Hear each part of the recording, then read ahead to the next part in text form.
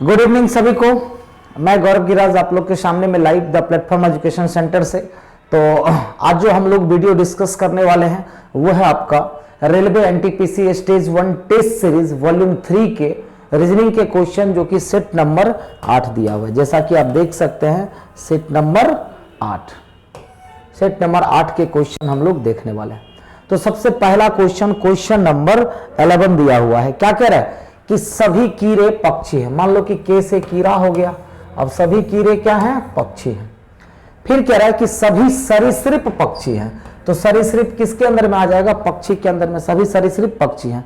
अब कोई केकड़ा पक्षी नहीं है और कोई भी केकड़ा, ठीक है, तो ये कीड़ा हो गया और ये डबल के से केकड़ा हो गया, ठीक है। तो कोई भी केकड़ा पक्षी नहीं है। तो चलिए फिर डायग्राम तो बन गया, ठीक है, कि सभी कीड़े पक्षी हैं, सभी सरीसृप पक्षी हैं और कोई भी पक्षी केकड़ा नहीं है। अब इस पे देखना है कि कौन कौन से कंक्लूजन हमारे सही हो रहे हैं। तो 3 कंक्लूजन दिया हुआ है। पहला कि कोई कीड़ा सरीसृप नहीं है। तो आपको पता है कि कीड़ा और सरीसृप में निगेटिव रिलेशन नहीं है, दोनों में क्या रिलेशन है? डाउटफुल। हाँ, इसके साथ निगेटिव है, इस आपस में, इस तीनों का तो आपस में निगेटिव रिलेशन नहीं है। तो निगेटिव अगर बात कर रहा है तो पहला जो हो गया वो रॉन्ग हो गया, ठीक है, पहला रॉन्ग हो गया। दूसरा, कुछ कीड़े सरीसृप हैं। कह रहा है कोई कीड़ा सरीसृप नहीं है, और दूसरा कह रहा है कि कुछ कीड़े सरीसृप है। तो जब दोनों अलग अलग है इसका मतलब पॉजिटिव नहीं होगा। तीसरा, कोई केकड़ा सरीसृप नहीं है, ये बिल्कुल सही होगा, क्योंकि जब आपको पता है कि केकड़ा और इसमें निगेटिव रिलेशन है तो इस दोनों से भी निगेटिव रिलेशन होगा, मतलब कि तीसरा जो है वो बिल्कुल सही कह रहा है। लेकिन एक चीज देखने वाली बात है कि यहां पर 1 और 2 में आइदर हो रहा है। और आइदर मैंने पिछली बार भी बताया था 2-3 वीडियो में कि आइदर का केस कब लगता है? जब आपका सब्जेक्ट और ऑब्जेक्ट सेम हो। तो यहां पर तो सब्जेक्ट ऑब्जेक्ट सेम है। दूसरा कि एक पॉजिटिव हो और एक निगेटिव हो। तो ये आपका पॉजिटिव हो गया और ये आपका निगेटिव हो गया। उसके बाद दोनों गलत होने चाहिए, वो भी है। और कुछ के साथ क्या दिया हुआ है? कोई नहीं, मतलब कि आइदर हो जाएगा। तो इस क्वेश्चन का आंसर क्या चला जाएगा कि केवल निष्कर्ष 3 और या तो 1 या 2 अनुसरण करता है, मतलब कि डी नंबर ऑप्शन। तो बताइए कि 11 का आंसर क्या चला गया? D number. कहीं से कोई डाउट? क्लियर है? ओके, चलिए फिर आगे बढ़ते हैं अगले सवाल की तरफ। 12 नंबर में कह रहा है कि कुछ बल्ब ट्यूबलाइट है। मान लो कि ये बल्ब है और कुछ बल्ब जो है वो ट्यूबलाइट है, और कोई ट्यूबलाइट बटन नहीं है, और कोई ट्यूबलाइट बीटी से बटन नहीं है, ठीक है। बल्ब और वो क्या हो गया? बटन। और कोई बल्ब घड़ी नहीं है, कोई ट्यूबलाइट बटन नहीं, और कोई बल्ब जो है वो घड़ी नहीं है। चलो डायग्राम तो हमारा बन गया। अब इस पे निष्कर्ष की बात करें तो निष्कर्ष क्या सब दिया गया है? 4 निष्कर्ष। पहला कह रहा है कि कोई घड़ी ट्यूबलाइट नहीं है, तो घड़ी का निगेटिव तो इसके साथ। ये कह रहा है कोई घड़ी ट्यूबलाइट नहीं है, जबकि बताइए कि घड़ी तो ट्यूबलाइट हो सकता है ना, इतने के पास नहीं जा सकता, लेकिन इसके पास तो जा सकता है घड़ी, मतलब कि ये गलत कह रहा है। क्या कह रहा है? ये गलत कह रहा है। दूसरा, कुछ बल्ब बटन है। अच्छा, कुछ बल्ब बटन है। बताइए, बल्ब और बटन तो दोनों अलग अलग है, तो जब 2 डायग्राम अलग अलग हो तो पॉजिटिव बिल्कुल भी नहीं होता है। तीसरा, कुछ ट्यूबलाइट बल्ब है। ये बिल्कुल सही होगा क्योंकि ये ट्यूबलाइट है और ये बल्ब है। तो आप देख सकते हैं कि दोनों में रिलेशन बन रहा है, तो ये सही हो जाएगा कि कुछ ट्यूबलाइट बल्ब है। अब कोई घड़ी बल्ब नहीं है। अब बताइए कि कोई घड़ी बल्ब नहीं है, ये तो बिल्कुल सही, क्योंकि कोई बल्ब, यही लिखा हुआ है कोई बल्ब घड़ी नहीं है, इसका मतलब कोई घड़ी बल्ब नहीं है, वो भी बिल्कुल सही होगा। तो आंसर क्या चला जाएगा? बताइए कि केवल 3 और 4 ऑप्शन से ए नंबर चला जाएगा। तो बताइए कि 12 का ऑप्शन क्या चला जाएगा? ए नंबर। 12 का ऑप्शन ए। क्लियर है? चलो आगे बढ़ते हैं। 13 नंबर सवाल देखिए क्या कह रहा है। कह रहा है 17, 19, 24, 34, 51, तो आगे क्या होगा? देखिएगा यहां पर कितना बड़ा है, ध्यान से अगर देखेंगे तो देखिएगा 17 है, 19 है, 24, 34, 51, तो अगला क्या होगा, ध्यान दीजिएगा क्या किया है, मतलब कि +2 किया है, +5 किया है, अब +10 किया है, अब फिर +17 किया है। तो आगे जो होगा देखिएगा यहां से, तो 2 और 5 का मतलब 3, 5 7, तो आगे 9 मतलब 17 9 26 जोड़ दीजिए तो 77 हो जाएगा। क्या हो जाएगा, 77, मतलब कि ऑप्शन सी। तो 13 का जो ऑप्शन होगा वो क्या हो जाएगा, सी चला जाएगा।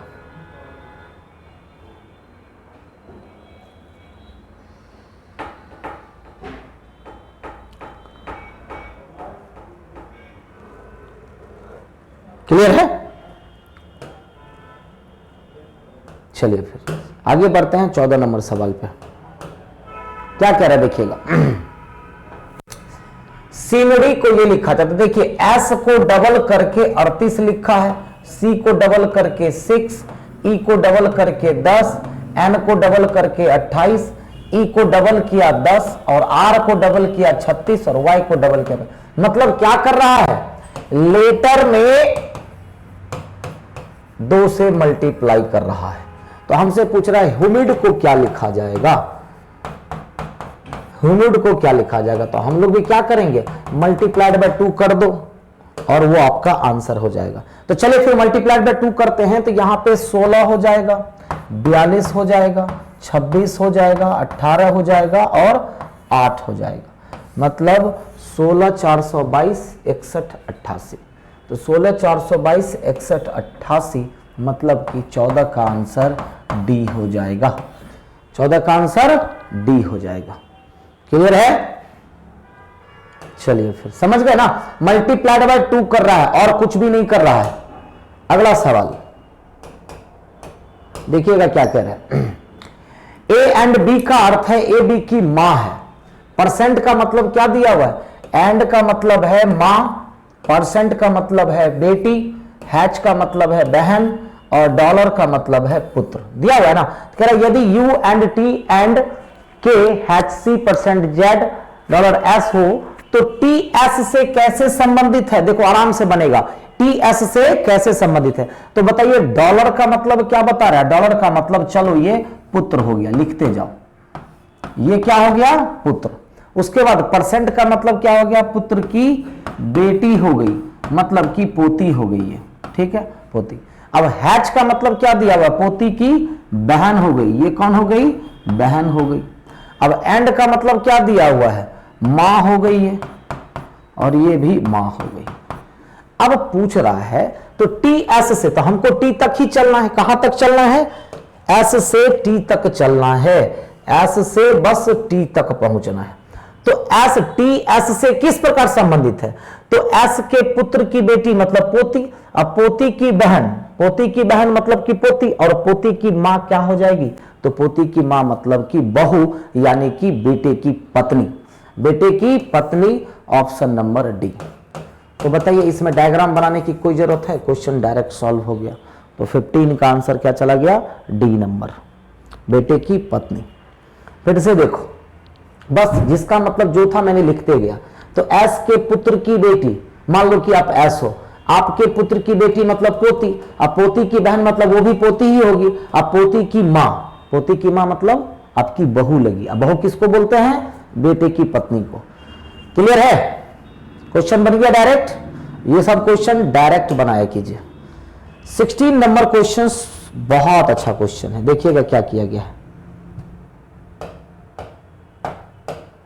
ध्यान से देखिएगा।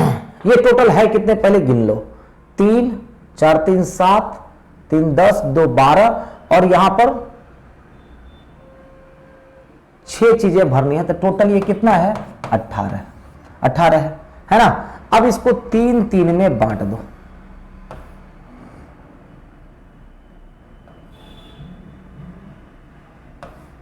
देखिए देखिए यहां पर अल्टरनेट की अगर बात करो, यहां से यहां और यहां से यहां अल्टरनेट की बात करो, तो लास्ट में अगर एम बी है तो यहां पर भी क्या होना चाहिए, एम बी। तो एक ग्रुप क्या बन रहा है, टी एम बी, तो टी एम बी और यहां पर भी टी एम बी। चलो मैं लिख करके बताता हूं, के डैश सी सी टी, ध्यान से देखो, मैं इसको बता देता हूँ। टोटल 18 तो है, ये तो पता है।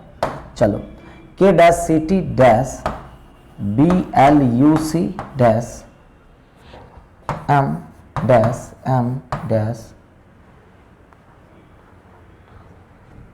सी डैश एम बी। आपको तो पता है कि टोटल ये है कितने, 18 है। अब इसको अगर हम 3-3 में बांटते हैं तो ध्यान देना, क्या कोई ग्रुप बनता दिख रहा है? तो जी हाँ। अब इसको अगर अल्टरनेट अगर करें हम, क्योंकि अल्टरनेट भी होता है, तो एम बी अगर लास्ट में है तो यहां पर भी एम बी होना चाहिए, एम बी और यहां पर भी एम बी। तो एक ग्रुप बना टी एम बी, फिर देखिए टी एम बी और फिर देखिए टी एम बी। अब यहां पर क्या हुआ, तो देखिए यहां पे बीच का लेटर यू है, अगर हम यू डालते हैं तो के यू सी, एल यू सी और एम यू सी, मतलब कि इसका संबंध इससे है और इसका संबंध इससे है। मतलब कि हमारा मिल गया के, फिर एल और फिर एम, मतलब के यू सी, एल यू सी और एम यू सी। आराम से 3-3 में बांटे और हमारा आंसर क्या आ गया? तो हमारा आंसर आ गया U M T B U T. तो यू एम टी बी, तो यू एम टी बी और यू टी का मतलब है ऑप्शन नंबर डी चला गया। तो बताइए कि 16 का ऑप्शन क्या चला गया? डी।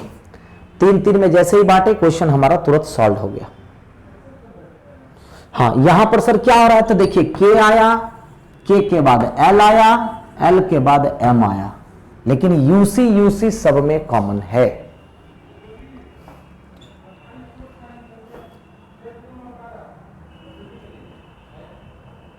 क्लियर है? चलो फिर आगे बढ़ते हैं। ये वैसे तो है तो ज्योग्राफी का क्वेश्चन, लेकिन चलो मैं बता देता हूं कि इसको जो है सो क्या करें, शब्दों को तार्किक और सात्विक क्रम में व्यवस्थित करते हुए सही विकल्प का चयन करें। तो इसमें देखिए हो क्या जाएगा, सबसे पहले तो पेट्रोनॉस टावर आ जाएगा, पेट्रोनॉस टावर के बाद दूसरे में कुआलालंपुर आ जाएगा। ये आपका 8 सेक्शन से है, आप लोग को बेहतर तरीके से पता होगा, ठीक है। उसके बाद तीसरे में मलेशिया आ जाएगा, ठीक है। फिर उसके बाद एशिया आ जाएगा और लास्ट में विश्व आ जाएगा। बढ़ते क्रम में अगर घटाएंगे तो 4 और सबसे लास्ट में विश्व आएगा, ये तो पता है, मतलब ऑप्शन डी। देखिए पेट्रोनस टावर कहां पे है? कुआलालंपुर में है, और कुआलालंपुर कहां है? मलेशिया में है, और मलेशिया कहां है? एशिया में, और एशिया कहां है? विश्व में। तो इस तरह से अरेंज करके सजाए तो 17 का आंसर डी। समझ गए? तो सबसे छोटा चीज क्या होगा? सबसे छोटा पेट्रोनस टावर कुआलालंपुर में है, और कुआलालंपुर मलेशिया में है, और मलेशिया एशिया में पड़ता है, और एशिया विश्व का पार्ट हो गया। तो इसीलिए आंसर 17 का डी हो गया। कोई दिक्कत? 18 नंबर में देखिएगा, देखिए इसको कुछ किया नहीं है, TURB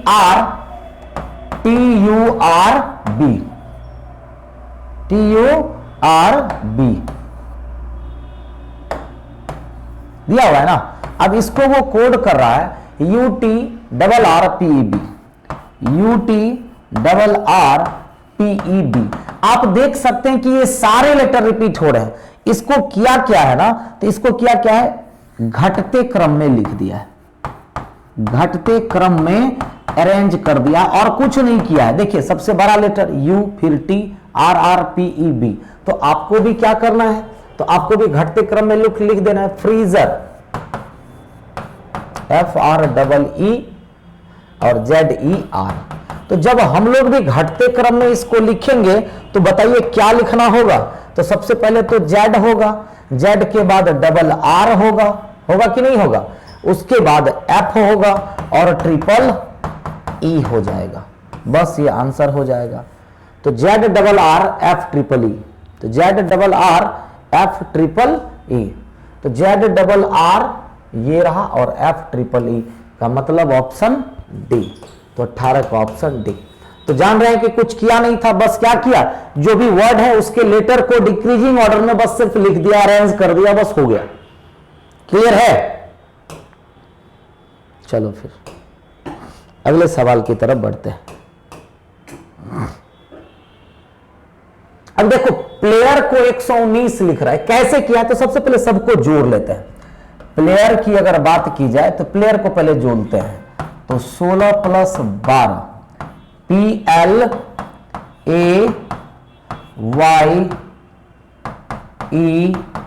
और R। क्लियर हो गया? PLAYER जोड़िए तो सबको कितना होता है? तो 8 5 13 5 18 1 19 2 21 और 6 27। कितना हुआ? 27। 2 2 1 3 3 2 5 5 1 6 और 1 7 77। क्या लिखा है वो? 77।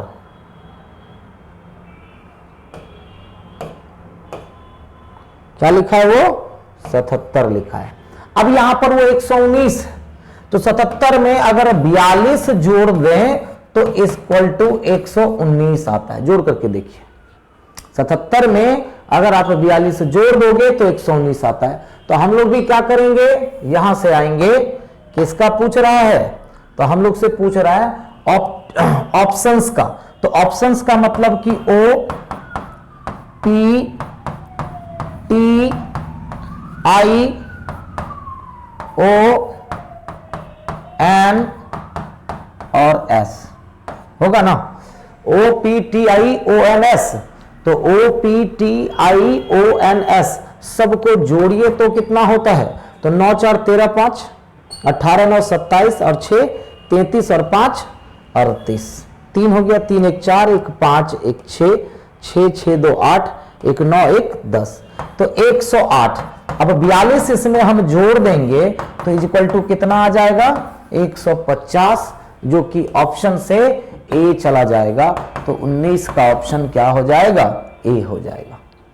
तो 19 का ऑप्शन ए हो जाएगा। क्लियर है?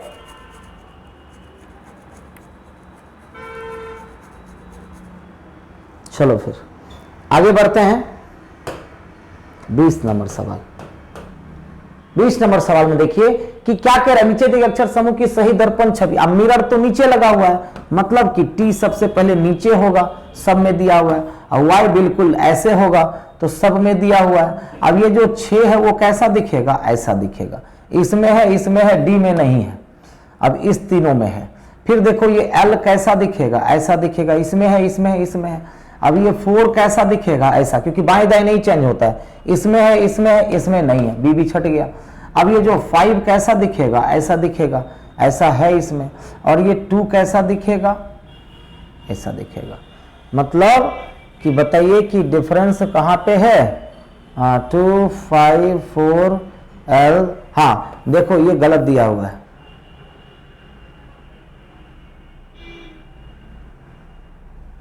सेम दे दिया है ये।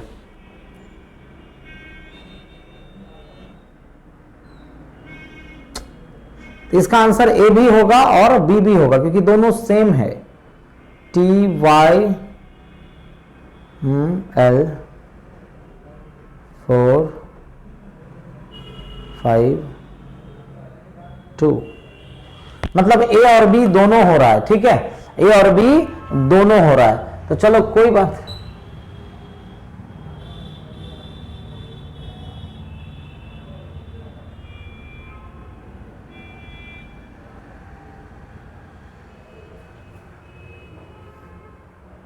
सॉरी ए और सी दोनों हो रहा है। तो 20 का आंसर ए एंड सी, जो भी ए किए हैं वो भी सही है और जो भी सी किए हैं वो भी सही है। खैर कोई बात नहीं, दो ऑप्शन मिल रहे थे लेकिन आंसर मिल गया ना, बस उससे मतलब है। चलो क्या निम्न चित्र में कितने वृत्तखंड?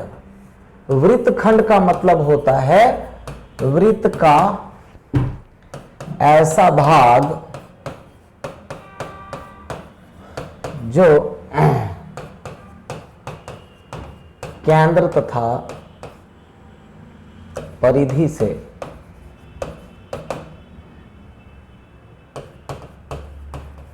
मिलकर बना होता है। जैसे कि मान लो कि एक वृत्त को मैंने आधा किया,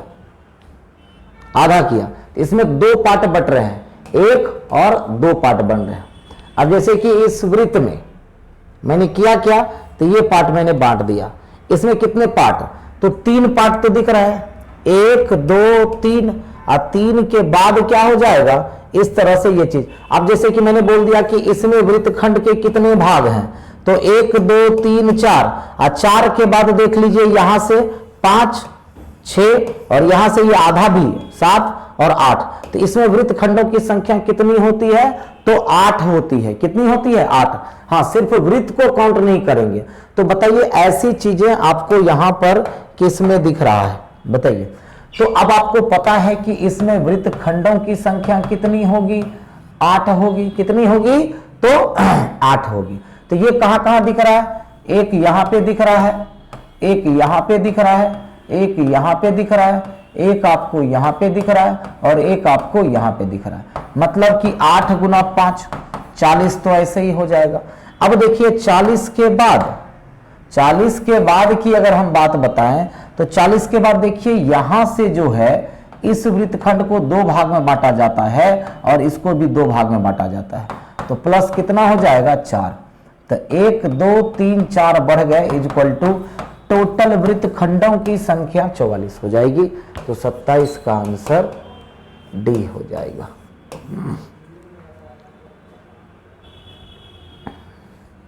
क्लियर? 28 नंबर देखिए, कह रहा नानू और मीनू सुबह सुबह एक दूसरे के विपरीत दिशा में साइकिल यात्रा पर निकलते हैं। मान लो कि वो यहां से साइकिल यात्रा पर दोनों विपरीत दिशा में, मतलब एक ऊपर तो एक नीचे, या एक दाएं तो एक बाएं। नानू सूर्य की दिशा में यात्रा करता है। तो नानू किधर यात्रा करता है? सूर्य की दिशा में। तो ये हो गया नानू। नानू सूर्य की दिशा में यात्रा करता है और नीनू किधर यात्रा करेगा? तो विपरीत दिशा में। ये हो गया नीनू। तो वही कह रहा है नानू सूर्य की दिशा में यात्रा करता है। कुछ समय बाद नानू बाएं मुड़ता है। अब नानू यहां से क्या करता है? बाएं मुड़ता है और नीनू दाहिने मुड़ता है। तो ये भी ऊपर की तरफ ही जाएगा। ठीक है। अब ये दोनों एक दूसरे के समांतर यात्रा कर रहे हैं। तो बिल्कुल सही। अब ये दोनों किस दिशा में यात्रा कर रहे हैं? तो बताइए वो दोनों किस यात्रा में कर रहे हैं? उत्तर दिशा में। किस दिशा में? उत्तर दिशा में यात्रा कर रहे हैं। और 28 का आंसर बी हो जाएगा। 28 का आंसर बी हो जाएगा। क्लियर है? चलो फिर 29 नंबर ध्यान दीजिएगा। यह सवाल कह रहा है कि 15 जुलाई 2019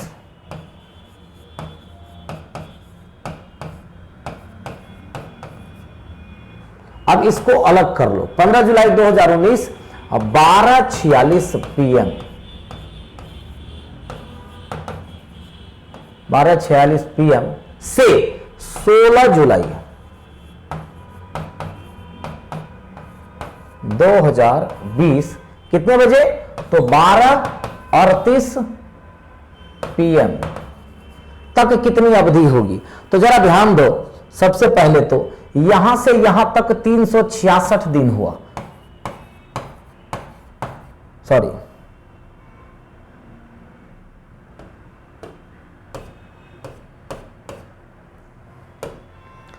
$366 प्लस 1 मतलब कि 367 दिन हुआ।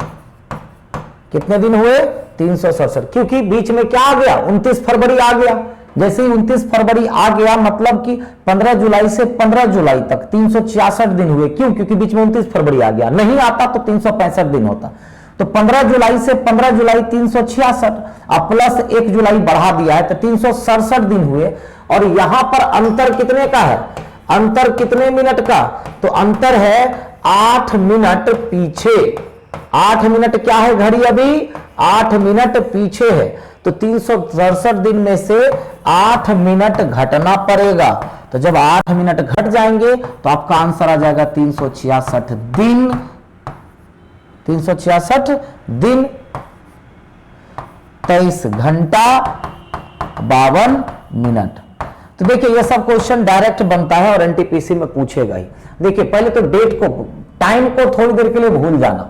15 जुलाई 2019 से 16 जुलाई 2020 तक देखिए बीच में अब 15 से 16 जुलाई 366 दिन हुआ, लेकिन बीच में 29 फरवरी आए तो 367 दिन होना चाहिए। लेकिन 12:46 और 12:38 में ये मतलब 8 मिनट अभी पीछे ही है। तो 12:46 होगा तब ना एग्जैक्ट 367 दिन, मतलब 8 मिनट घट जाएगा। तो आंसर हो जाएगा सी नंबर। आंसर क्या हो जाएगा? सी नंबर। क्लियर है?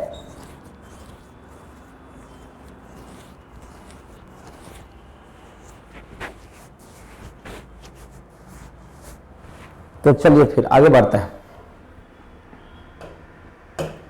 30 नंबर सवाल देखिए, इसको बनाने का टेक्निक क्या है।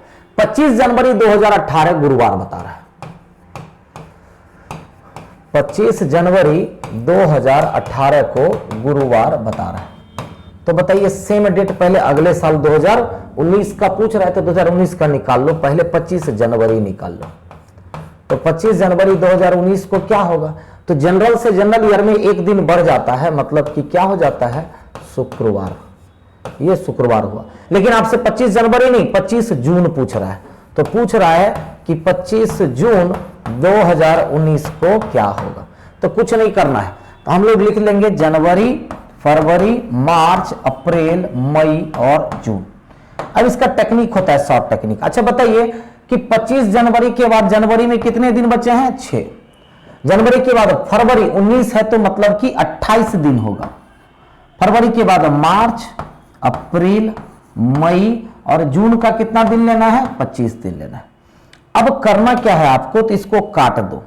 तो इसको अगर काटेंगे तो शेष 6 बचेगा, इसको काटेंगे 7 से तो 0, 31 में 3 शेष, 30 में 2, 31 में 3 और यहां पर 7 से भागा देंगे तो शेष कितना बचेगा, 4। मतलब 7 से भागा देने के बाद शेष लेते हैं। क्यों, क्योंकि वैसे भी जोड़ के काटिएगा।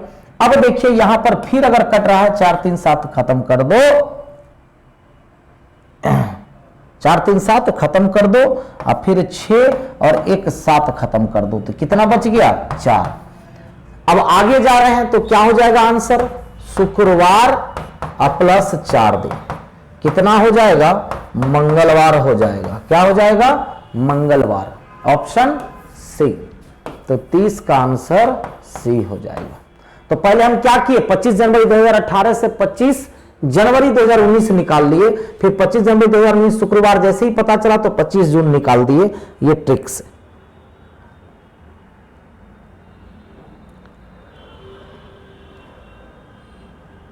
क्लियर है।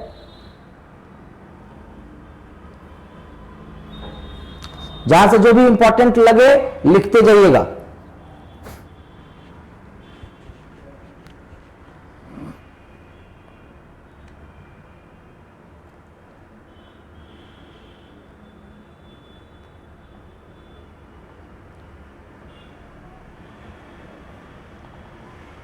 पच्चीस जनवरी के बाद 25 जून तक कितने दिन होते हैं वो हमने निकाल लिया। आप इसको सबको जोड़ करके 7 से भागा देते हैं। हम अभी 7 से भागा दे करके 7 जहां जहां दिखा खत्म करते गए। फाइनली कितना बचा,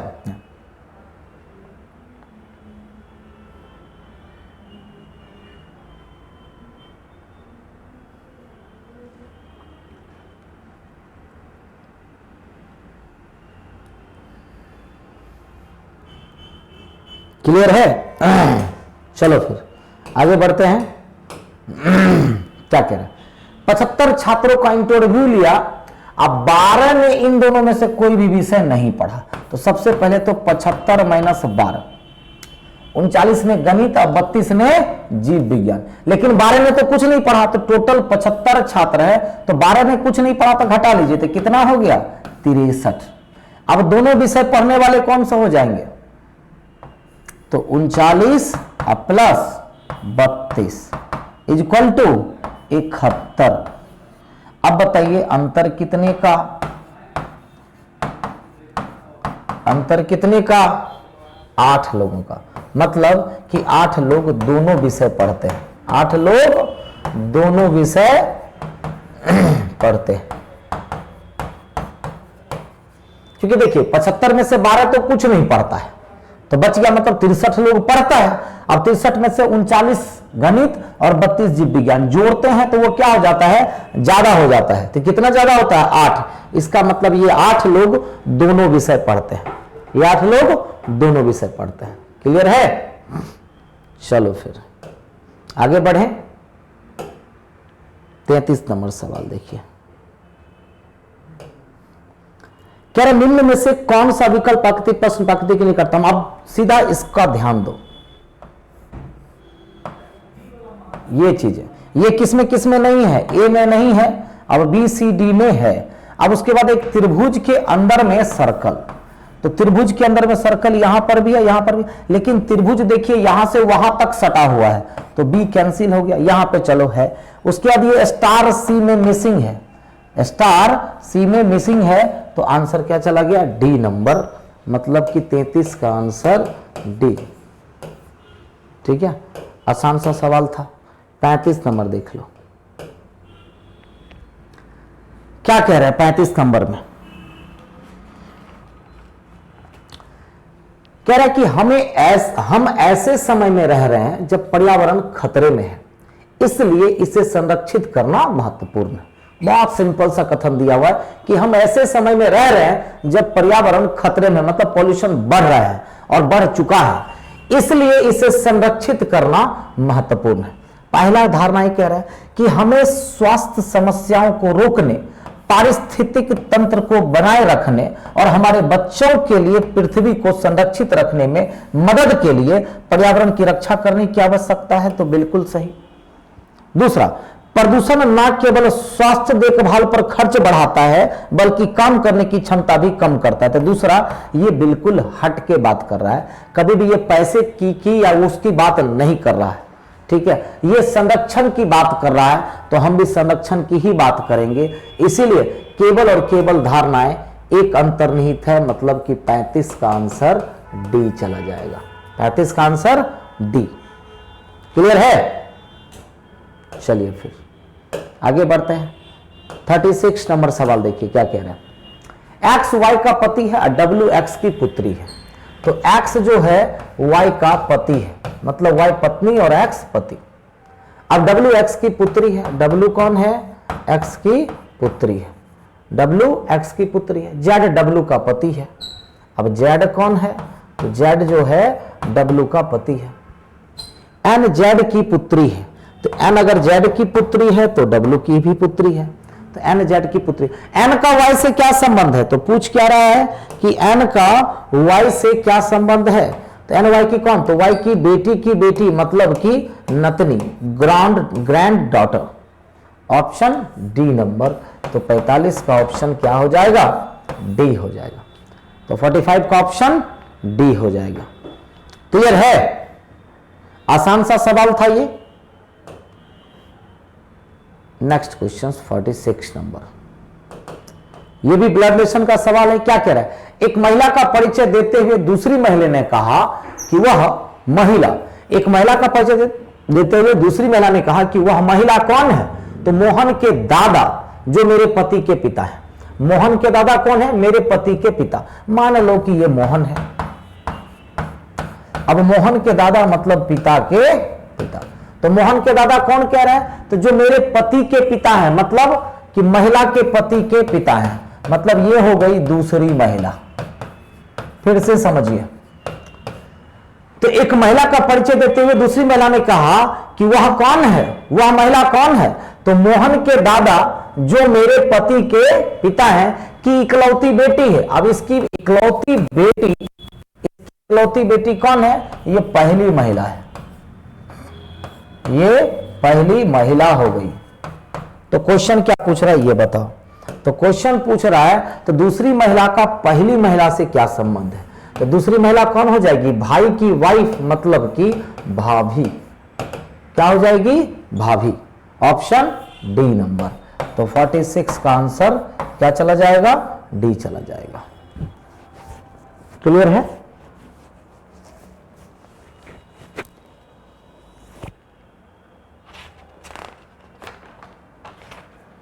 चलिए फिर अगले सवाल पे बढ़ते हैं। 47 नंबर,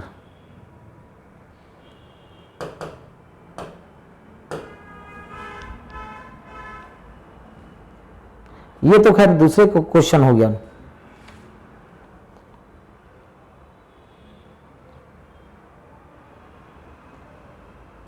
देखिए, तो कह रहा है कि बता देते हैं निम्नलिखित में से कौन सा सेट स्तनपायी वर्ग से, तो स्तनपायी में चलो शेर हो जाएगा, दरियाई घोड़ा हो जाएगा, चमगादड़ हो जाएगा, लेकिन पेंगुइन नहीं, यहां से शुतुरमुर्ग नहीं।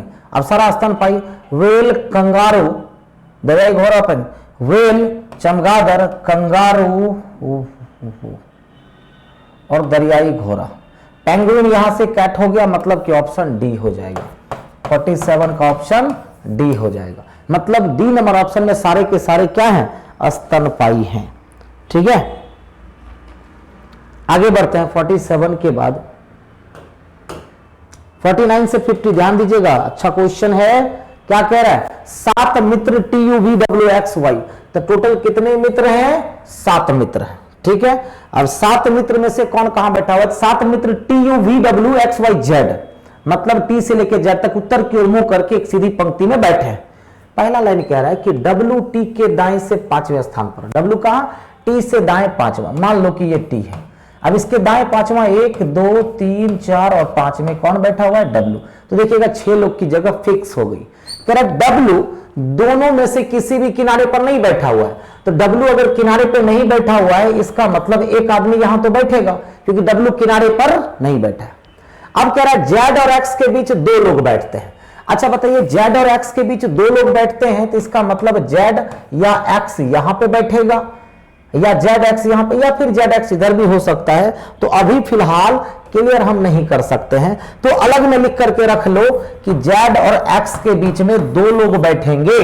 Z और X के बीच 2 लोग बैठते हैं। Y U के बाएं से तीसरा है। अब देखिए Y कहां पे, तो U के बाएं से तीसरा है, 1 2 और 3। Y कहां पे होना चाहिए, U के बाएं तीसरा। अच्छा U को अगर यहां रखते हैं तो 1 2 3 में Y तो हो जाएगा, 1 2 3 में Y, मतलब U और Y यहां हो सकता है।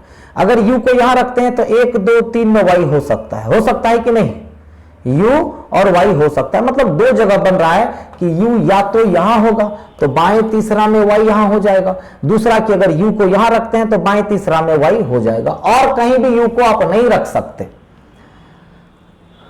Y बीचों बीच बैठा है, चलो क्लियर हो गया कि Y कहां पे बैठा हुआ है, Y बीचों बीच बैठा है, मतलब 3 आदमी इधर, Y यहीं पे बैठेगा, और Y जैसे ही बैठ गया इसका मतलब U यहीं होगा। क्लियर। अब Z और X की, अब Z Y के एकदम बगल में नहीं बैठा है। अब Z बताइए कि Y के बगल में नहीं बैठा हुआ है, तो Z यहां, और Z और X के बीच में 2 लोग हैं तो X यहां, तो बच कौन गया, V बच गया है। कौन बच गया है, V। सेट हो गया पूरा का पूरा, है ना। अब इस पे सवाल चलिए बनाते हैं। तो सवाल क्या सब कह रहा है 49 नंबर में, तो 49 से 50 2 सवाल है कि W के संबंध में Z का स्थान कौन सा है। तो W के संबंध में Z का स्थान कौन सा है, तो W के संबंध में Z का स्थान बाएं से चौथा है, बाएं को चौथा, मतलब कि 49 का जो आंसर होगा यहां पे मैं लिख देता हूं, 49 का आंसर सी हो जाएगा। अरेंजमेंट लिख भी लीजिएगा आप लोग। अब आगे बढ़ते हैं 50 नंबर सवाल में। क्या कह रहा है 50 नंबर सवाल कि उपरोक्त पंक्ति में उनके बैठने के स्थान के आधार पर निम्नलिखित 5 में से 4 किसी प्रकार समान है, इसलिए उनका एक समूह बनता है, और वह कौन सा है जो समूह, तो UW। अगर बात करते हैं UW की तो आसपास बैठे हैं, X भी, तो X भी के बीच में एक का गैप कर दिया है, ZT आसपास बैठे हैं और VY आसपास बैठे हैं, मतलब कि ग्रुप में से डिफरेंट कौन सा है, X भी ग्रुप में से डिफरेंट है, क्योंकि इसके बीच में गैप है लेकिन उसके बीच में नहीं। तो 49 का C और 50 का B। क्लियर है, लिख लिया इसको। तो 49 और 50 क्लियर। चलो फिर आगे बढ़ते हैं 51 नंबर में। 51 नंबर देखिए क्या कह रहा है।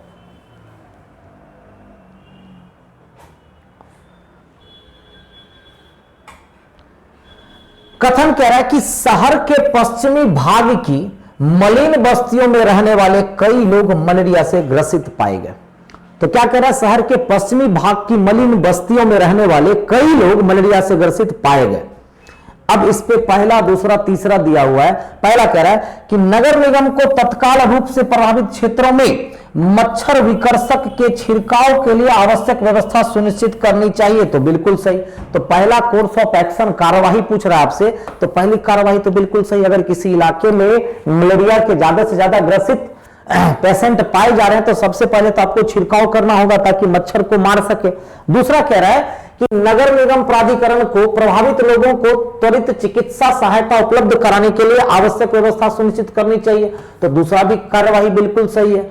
तीसरा, नगर निगम प्राधिकरण को शहर के पश्चिमी भाग की मलिन बस्तियों में रहने वाले सभी लोगों को अन्य क्षेत्र में शिफ्ट करने के लिए कदम उठाना चाहिए। तो गलत, क्योंकि वो लोग अपना घर छोड़ करके कहां से जाएंगे? जो अपना घर है वो अपना घर पे ही रहेगा।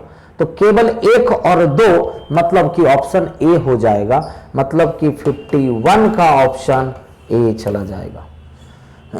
51 का ऑप्शन ए। चलिए फिर अगले सवाल पे बढ़ते हैं।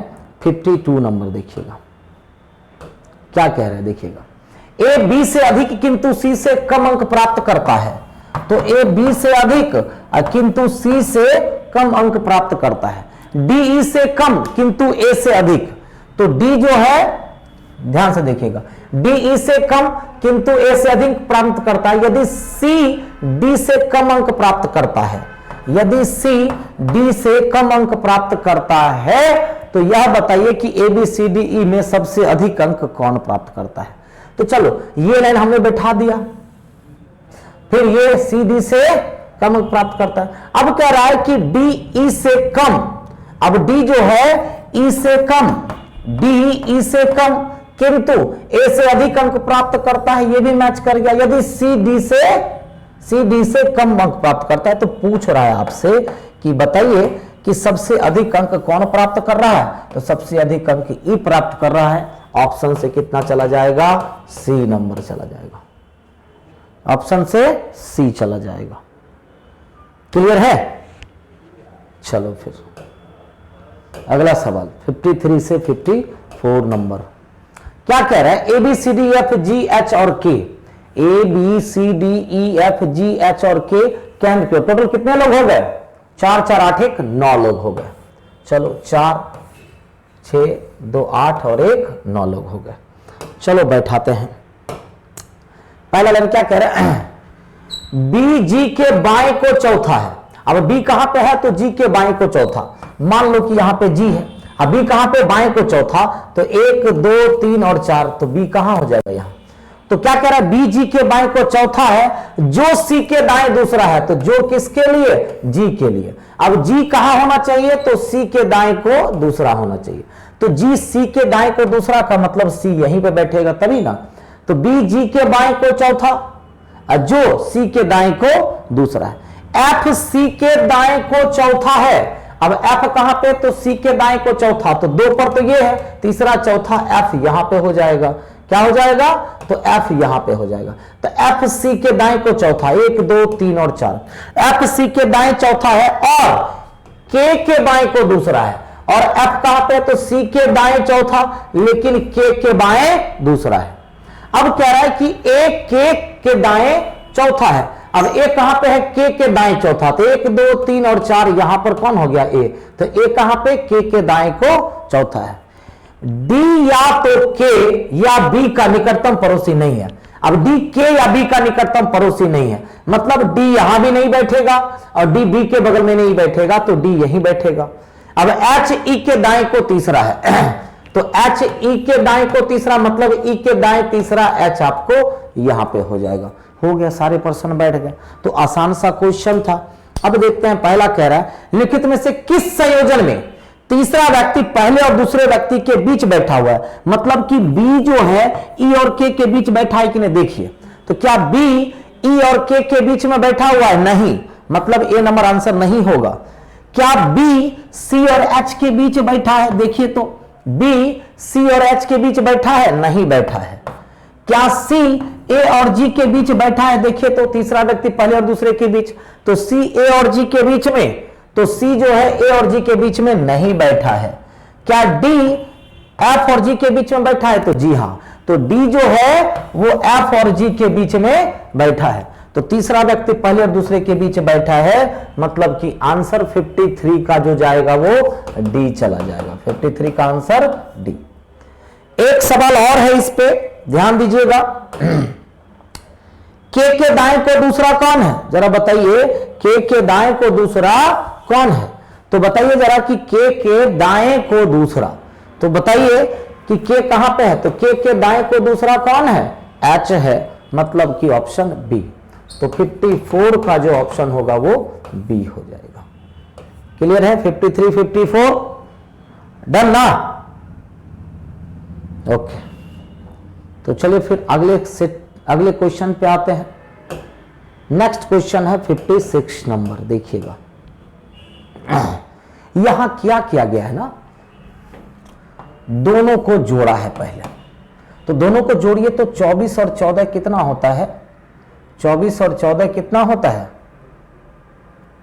नहीं, देखिए किया गया। देखिए हर एक में किया है कि जैसे 14 और 24 है तो 14 गुना 24 अब भागा 8 किया है। क्या किया है? 8 इक्वल टू 42 आ जा रहा है। देखिए 8 तिया 24, 14 तिया। फिर यहां पर भी क्या किया है? 64 गुना 12 बटा 8 करिए तो 96 आ जाता है। देखिए 8 से 8 बार में, अब 12 गुना 8 96। तो हम लोग भी क्या करेंगे? तो 32 गुना 18 डिवाइड कर देंगे 8 से, तो इक्वल टू कितना हो जाएगा? काट करके देखिए 8 से 4 बार में और 18 गुना 4 कितना? 72। मतलब ऑप्शन डी। मतलब ऊपर वाले दोनों को गुना करके 8 से डिवाइड किया है, पहले में भी दूसरे में भी, तो तीसरे में हम लोग किए तो आंसर मिल गया कि 56 का आंसर क्या हो जाएगा? डी नंबर, यानी कि 72, यानी कि 72। ठीक है?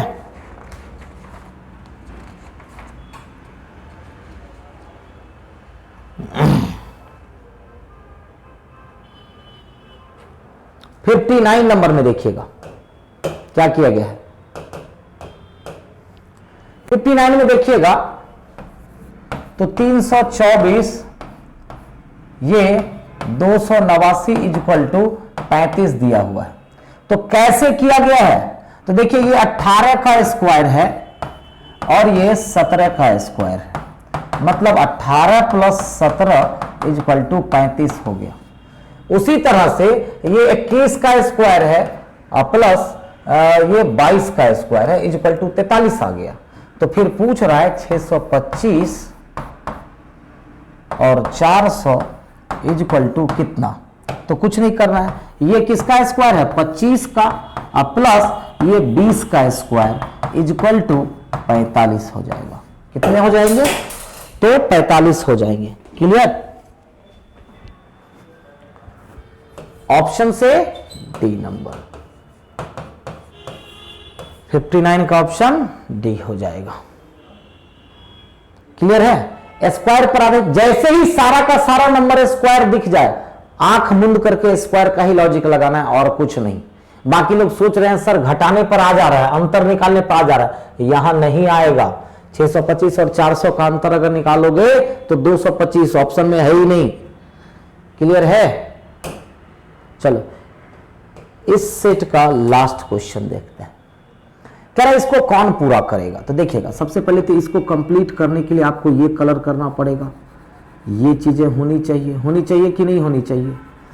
और उसके बाद यहां से एक सीढ़ी उतरते जाओ, एक सीढ़ी यहां से ये हो गया होगा, फिर यहां से एक सीढ़ी ये हो जाएगा होगा, और फिर यहां से एक सीढ़ी ये हो जाएगा। बस ना, यही चीजें चाहिए ताकि कंप्लीट करने के लिए। अब ये किस में दिख रहा है? तो बताइए, ए कैंसिल, सी में ये यहां नहीं दिया हुआ, ये कैंसिल, इसमें ये एक्स्ट्रा दे दिया है, बी नहीं होगा, आंसर डी हो जाएगा। तो 60 का आंसर क्या चला जाएगा? तो डी चला जाएगा। क्लियर? क्लियर? तो आपका सेट नंबर 8 कंप्लीट होता है। सेट नंबर 8 आपका कंप्लीट हो गया। अब हम लोग सेट नंबर 9 में बहुत जल्द मिलते हैं अगले सेट में। तब तक के लिए बाय, गुड नाइट सभी को।